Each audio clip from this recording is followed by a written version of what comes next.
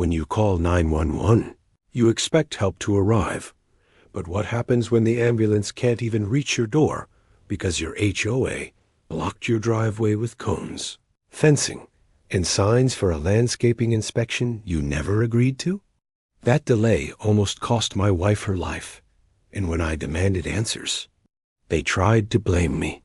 This is the story of how a careless, power-hungry HOA nearly turned a crisis into a tragedy, and how I made sure they never got the chance again. The ordinary morning we live in Briarwood Hills, a well-manicured community that prides itself on symmetry, shrub trimming, and an HOA that sends out seasonal newsletters filled with passive-aggressive tips like, "We're all responsible for keeping the neighborhood looking magazine-ready." My wife Lena and I had lived here for 3 years. Quiet, no drama. That changed on a Thursday morning when Lena collapsed in the kitchen. The emergency had happened at 7:41 a.m. She was grabbing a glass of water, said her chest felt tight, and suddenly dropped to the floor. I called 911, shaking. "Dispatcher, we're dispatching a unit. Stay with her. Don't let her lose consciousness." They were only 4 minutes away, but when the EMTs arrived, they couldn't get to the house because my driveway and front curb were completely blocked. Orange cones, a temporary fence, signs that read, "Do not move under landscape violation review." They had to park 70 feet away, grab their gear, and run up my lawn. That cost us 4 minutes, 4 minutes that nearly killed her. The aftermath, Lena was diagnosed with a massive pulmonary embolism.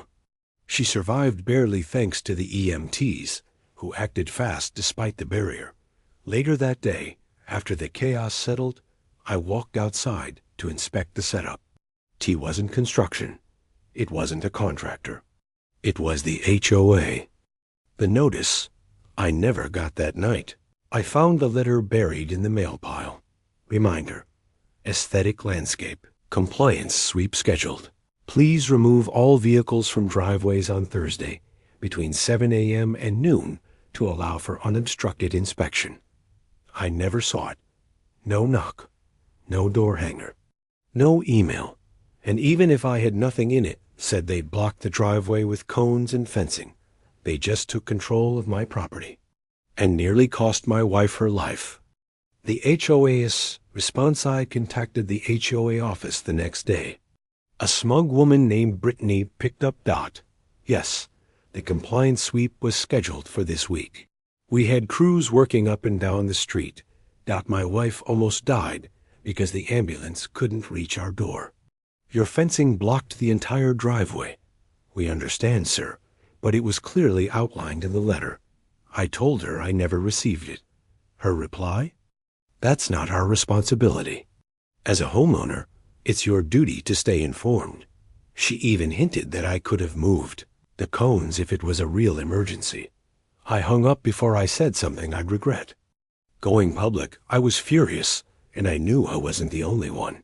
I made a post on our neighborhood app with photos of the fencing and a picture of the ambulance parked on my lawn.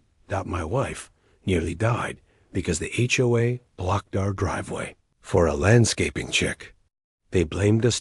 It went viral within the neighborhood and beyond. People were horrified.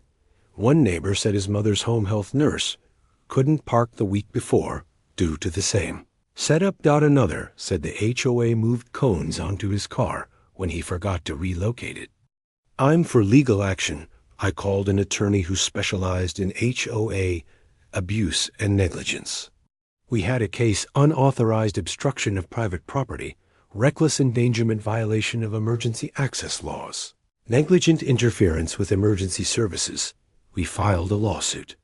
The HOA tried to settle immediately, offering to waive all dues for a year and issue a formal apology. We declined. The courtroom bombshell. In court, we presented the 911 call, the time-stamped ambulance dispatch logs, photos of the blocked driveway, the medical records, video footage from my doorbell cam showing no prior notice was delivered. Their lawyer weakly argued that the fencing was temporary and movable. But the judge wasn't having it. HOAs are not above emergency access laws. This was reckless, avoidable, and unacceptable. Verdict: $50,000 awarded for emotional distress and medical disruption $10,000. Punitive fine against the HOA board new policy requiring 72-hour notice, emergency exemptions, and unblocked access during inspections. HOA shakeup after the ruling. 3 board members, including Brittany, resigned under pressure.